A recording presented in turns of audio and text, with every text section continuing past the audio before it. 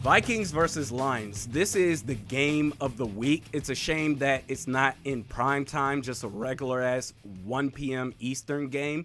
Not only is this the game of the week, it's the biggest matchup of the year. That is, until they face off again, week 18, as this video is brought to you by BetUS Sportsbook and Casino. It's a true clash of the Titans. That is the unstoppable force of the Lions offense versus the immovable object of the Vikings defense. And I really wish that we could somehow, some way, get Bruce Buffer to US Bank Stadium, plant him at the 50-yard line, introduce both teams to where he could get off his catchphrase, "It's time." Lions with the third-ranked offense, fourth in rushing, fourth in passing, third in yards per play, number one in points per game. They're a great team. Their offense is their bread and butter, no doubt. However, there's also, at the same time, nuance.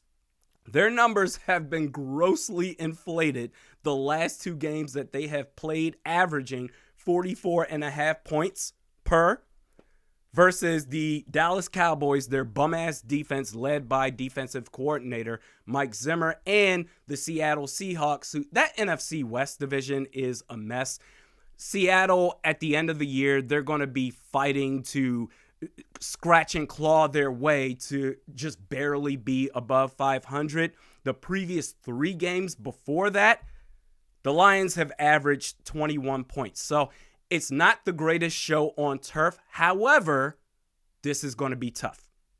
They have the best offensive line in football. It's going to be very difficult for this interior defensive line to win their one-on-one matchups. That also applies to the Vikings edge rushers. That being said, the Vikings are top 3 in sacks. Brian Flores, the best defensive play caller in the league.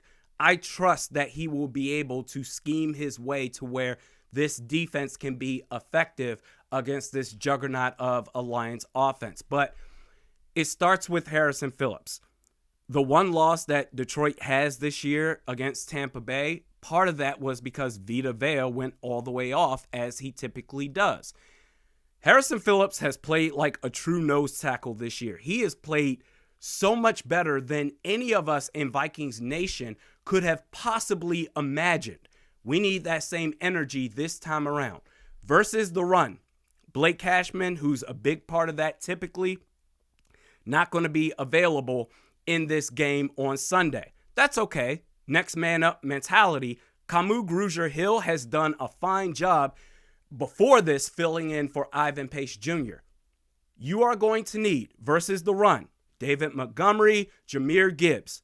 You're going to need your inside linebackers, Ivan Pace Jr. and Kamu Grugier-Hill, to go into sicko mode. I'm talking 10-plus tackles each. Against the pass, this matchup scares the hell out of me. Byron Murphy Jr. versus Amon-Ra St. Brown.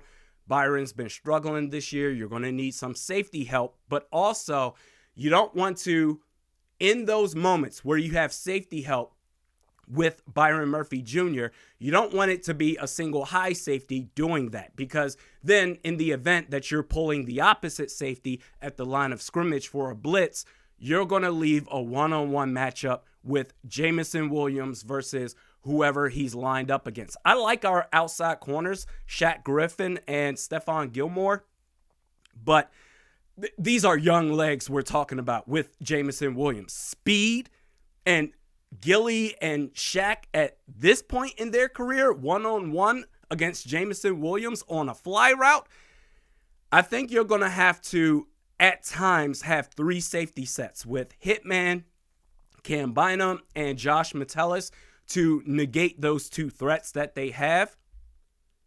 The corners, the secondary, it's going to have to be a total team effort, all hands on deck. Going to the Vikings offense, but first, sign up for BetUS Sportsbook and Casino. Get a 150% bonus on your first deposit and a 125% bonus on your next 2 deposits up to $2,000. Just use the promo code YouTube150. Want to know how crazy this matchup is? Both teams, the Vikings and the Lions, have plus 140 odds to win the NFC North division. It's dead even between the two. And they're also top 7 highest odds to win the Super Bowl. Detroit plus 1,000, Minnesota plus 1,200. This is, if you're a football fan, it doesn't get any better than this. The best offense versus the best defense head to head. It's going to be a playoff atmosphere. This could very well be a preview. We're also going to see it in week 18. This could very well be a preview to the NFC Championship game. That's how crazy this matchup is. Now then, going to the Vikings offense. If Aaron Jones ends up playing, great. If not, sticking with next man up mentality with Kamu Grugier-Hill, Cam Akers. You got him just in the nick of time for this game, and you obviously trust him a lot more at RB1 if need be, ahead of a guy like Ty Chandler. KOC, hey man, you're going to have to get into your bag this game, and when I say your bag, no goofiness. You got to be locked in.